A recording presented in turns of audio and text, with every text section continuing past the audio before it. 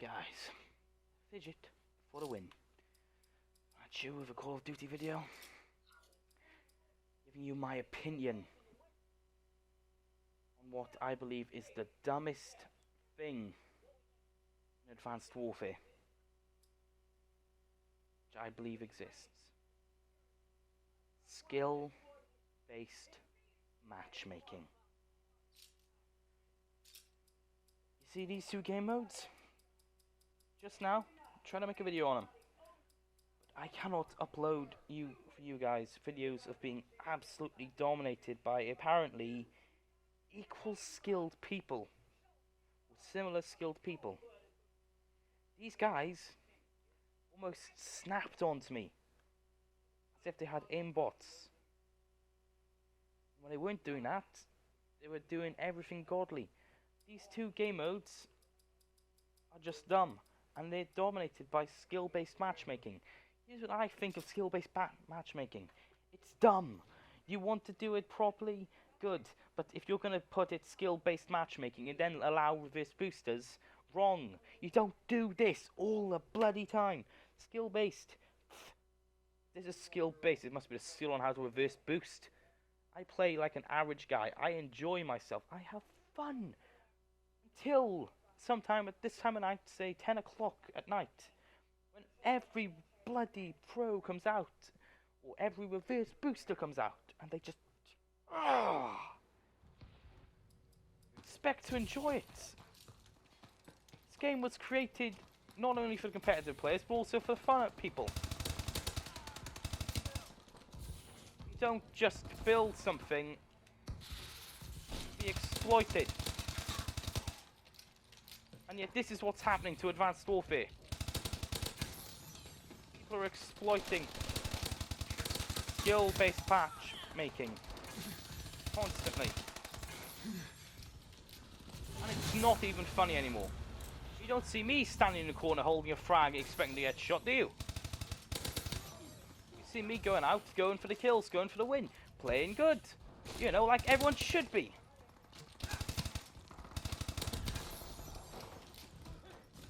No. These guys just don't do it. The only game mode apparently that hasn't got skill-based matchmaking in it, or has an efficient form of skill-based matchmaking at least, seems to be Team Deathmatch. I'm not reverse boosting here, I'm actually playing fairly well. I'm just good at certain times. This is one of my better games, probably. This is one of the game modes where skill-based matchmaking doesn't really make too much of a difference, so they almost didn't use it. As a result, we have got fairly good lobbies, fairly good players. Yes, there are some people who just OP it, sometimes me, sometimes others. I'm afraid I'm going to get done for reverse boosting when I haven't even done the thing because of some games. The thing is, I'm not actually doing that good. It's just that people are reverse boosting that bad. I mean, my average game was not 15-2. My average game would probably be something along the line of, let's say, by now, 15-6 or something. I'd have a fairly consistent one, but these people are reverse boosting. They're trying to outdo the, oh, you can't frag boost anymore. They've tried to outdo it by simply running into us and letting us kill them. Dumbest method ever. But they don't do this on Team Deathmatch because not only are they chucking themselves into lower leagues, but also they're not getting the wins because everyone does this. So this is the one game mode where reverse boost is useless. This is the only one where it's useless. Everything else, probably useful to do it. So I don't get why they even bother. They should just introduce some kind of ranking thing. If you're so-and-so levels, or if you consider yourself a professional, you go on to that. If you consider yourself a noob, you go on to that. But then it does a form of skill-based matchmaking, where if you're doing so well, they go and chuck you up into another league.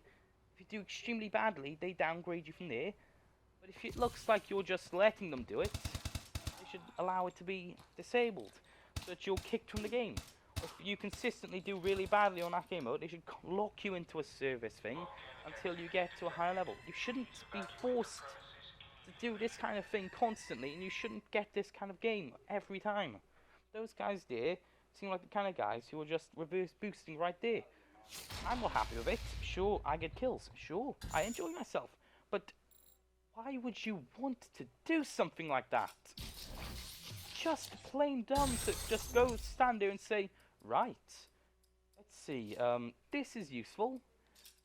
I'm going to do well at this game, but to do well at this game, I'm going to die a lot, making me bad at it, before I do good at it. Or in other words, the true translation, I'm going to be an idiot. This is not why this game was made. It was made for personal enjoyment of people.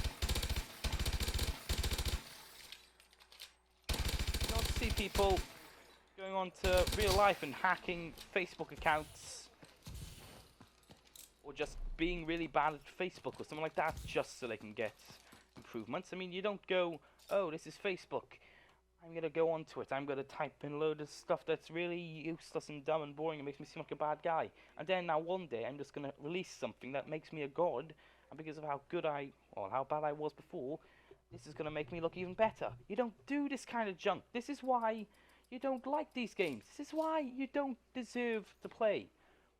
This is why people shouldn't be playing Call of Duty too much anymore. People have become too determined to be good. They've become that badly determined that they are losing knowledge of why Call of Duty was introduced. It was introduced for people to have fun. It was a pastime. That's all it is a pastime. Yes, for some people, like me, it could be a source of income or a potential source of income. It is fun as well. It is meant to be fun. It was not originally intended to be competitive, hyper-competitive, super pricey, and full of noobs and all that. It was meant to be, in a sense, not just that, but it was meant to be a source of...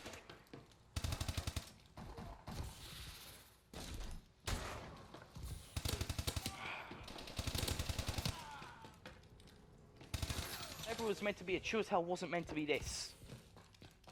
I know that for a fact.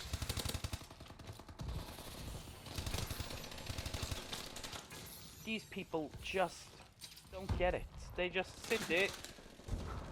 They think that doing well at Call of Duty is going to make them super awesome, mega cool, probably famous or something. Well, not if you're boosting all the time, and not if you're doing stupid stuff like dying constantly and then saying, oh, I'm great at this because I've got so many wins. Well, you've got so many wins. Why don't we take a look at your loss counts? Oh, yeah, and guys, I'm rage quitting right now because I'm trying to avoid these kind of games because those guys feel like perfect reverse boosters. I'm not joking you. I am trying to actually find a fair game outside of Team Deathmatch.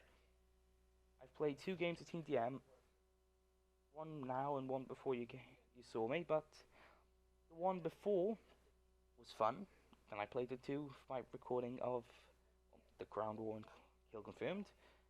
All those games were terrible. They were not good, and that's because of people just playing on skill-based matchmaking and exploiting it. It's just dumb. If you're gonna... I don't get these people. It's just stupid. If you want to get something like that, play on one of the other models. If you can't play well without trying to exploit something in the game's engine, then get another game. That's why it's a gaming community, not a single game community. You want fun. I play other things other than Call of Duty because sometimes I get really angry at being bad at it sometimes. Other times I play Call of Duty because it relieves stress. Sometimes I don't even go on it for a while. For weeks, months, possibly years. Why? Because it gets boring. Why does it get boring? Because of people like this who just hold off playing like idiots. Here's an example of a reverse booster now. That guy there, if you were to die, say 12 times, I would call him a reverse booster.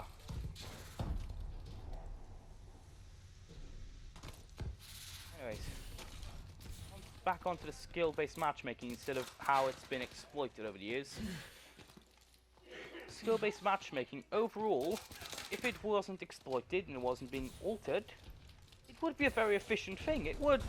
I would love the perfect skill-based matchmaking, but people are exploiting it regularly, and for no reason.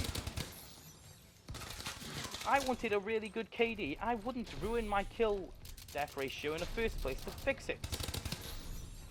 If I wanted that one really good game with a nuke, I wouldn't do this kind of thing. I would go on to, say, combat training or something like that. That is how you get those Uber plays. That is how you get what you lot are trying to do in the community, just messing around, ruining other people's lives. It's another name for reverse boosting. Reefing. Make one guy look really good, then you make one guy's life hell. It's not the way to go. My personal thoughts of skill-based matchmaking now are finally, if you're gonna even try something, do it right. And since Call of Duty so far, due to its players, has been incapable of doing it right, my opinion for Call of Duty is, stop it. Right? Just chuck everyone in and have completely random lobbies, since that's what everyone wants. It's never been this bad in Call of Duty life. Coming to the point where you're literally hoping to God you can get that one extra kill against those teams which don't want to play well. It's made people have to play with the game on their back. Whoa, Christ. That was... Also, guys, how many times have you seen that one guy who just eats bullets like a bloody sandwich? I'm not talking about, oh, haha, he's really good at it, he can dodge bullets like a boss. I'm talking about those kind of guys who just somehow get 12 shots with an Uber gun from point blank, 12 full hit markers, and yet take not even a bit of recoil effect or damage. Just literally, they go and destroy you. The true meaning of eating bullets. They don't eat lead and die, they eat lead and live. These guys are gods. And that is another form of exploitation. Those guys are called lag switchers, or modders. Or at least those are the two primary names.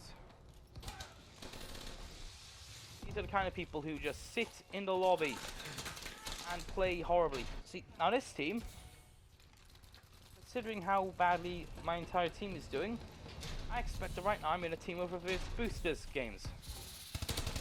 Not the kind of game you want to be in.